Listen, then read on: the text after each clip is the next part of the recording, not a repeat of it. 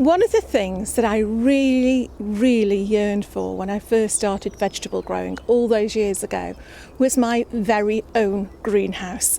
And believe you me, when we got our first one second hand and we put it up, I was just in awe. So today what I'm going to do, I'm going to take a little look at the greenhouse as it stands, which is a tip, give it a good clear out and put back the 5 most important things that I find help me with my greenhouse gardening. Okay, if this isn't a familiar sight to you with your greenhouse, it certainly is to me, because this greenhouse has worked its little socks off all year round, starting with all the seed sowing in the spring, the potting up during the early part of the summer, the growing on, the transplanting. It has been an absolute workhorse, but as you can see, towards the end of the year, it's being used more as a dumping ground. So before I get anything sorted, it's time to clear up, take stock and put back in what I'm going to need in the spring.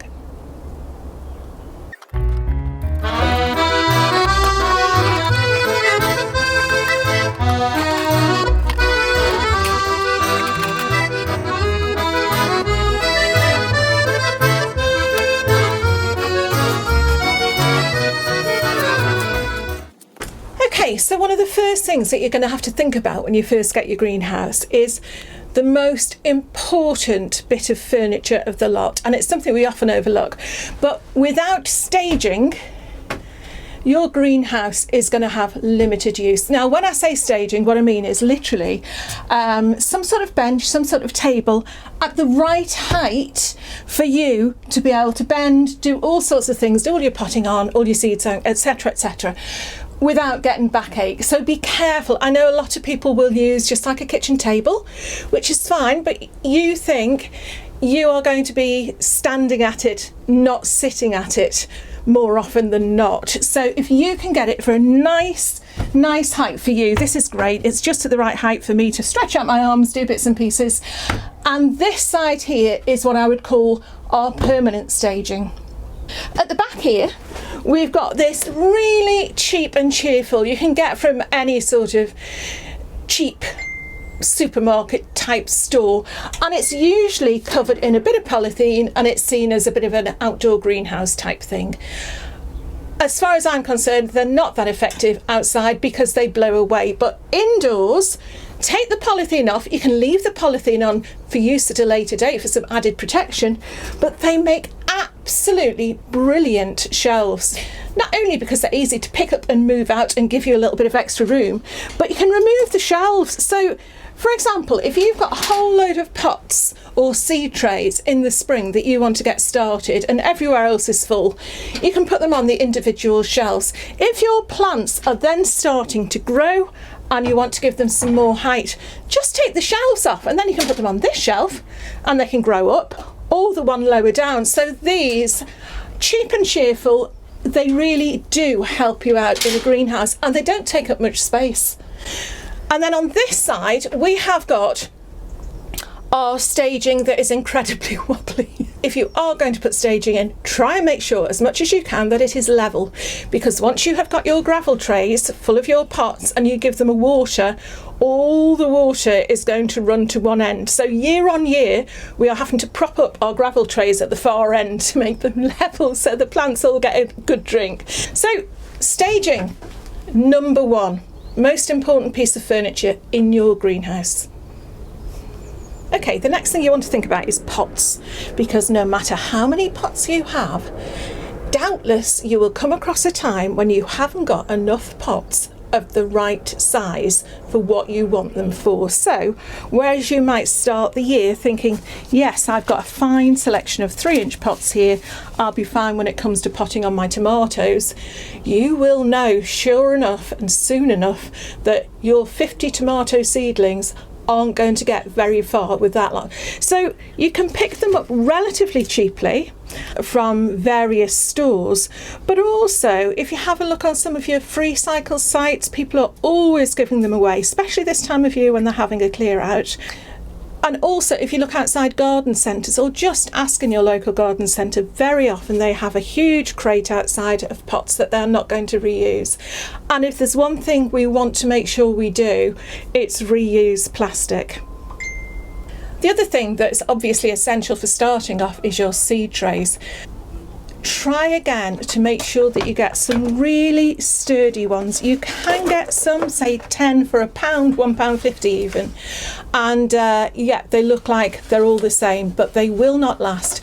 So if you're going to buy plastic, make sure that you're going to buy plastic that's going to last. I've had these for at least 6 or 7 years, and yeah, there's not a sign of any wear on them at all, so they're good to go. Another consideration for your pots is have a little think what shape they are.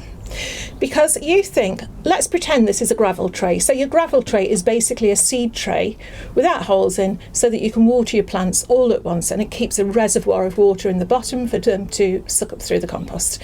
Okay, if you are going to use round pots, have a little think about it. Let's see, 1, 2, 3, 4, 5, 6, 7, 8, 9, if you sort of squish them about in that seed tray. And at the time of year when you are sowing seeds, space in these gravel trays, seed trays, whatever you want to use, is a premium. So whereas we could only get 9 round pots, these square pots, you can see straight away that we are getting 3 in a row, and ultimately that means that we are going to be able to get more pots in our tray, which will mean more space in our greenhouse. Third thing on my list is this super duper soil tray. And all this is a plastic tray. I know it's plastic again, but you are going to get years of use if you get a good one of these.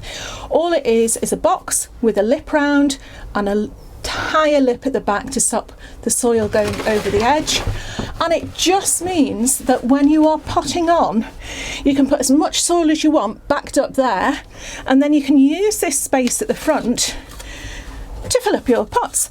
The advantages of this, with it being plastic, is if you are going to get it wet, it is just going to stay within the confines of the tray, because obviously you're going to be wanting to water your seedlings, etc. afterwards. But also it's portable.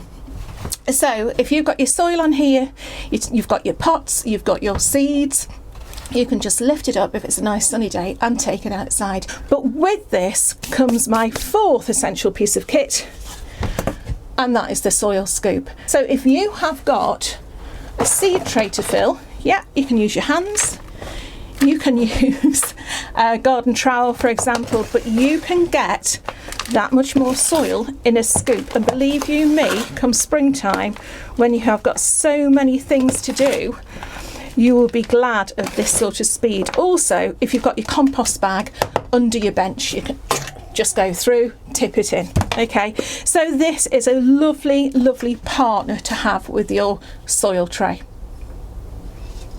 And my last and maybe most important greenhouse essential to have with you at the beginning of the sowing season are your labels. Now, for those of you who follow my channel for some time, you will know how hard I try each year to get my labelling right, but undoubtedly at some time of the growing season, labels get lost, they get mislaid, they get mixed up, and you don't know what you're growing.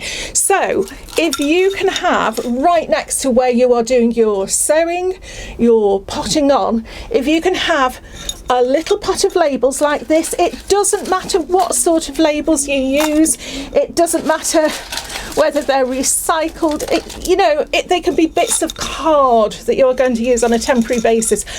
Have them in something that is to hand, because if you don't, you will not label them. You will think to yourself, don't worry, I remember what are in those pots, and before you know, you've got your cucumbers mixed up with your tomatoes.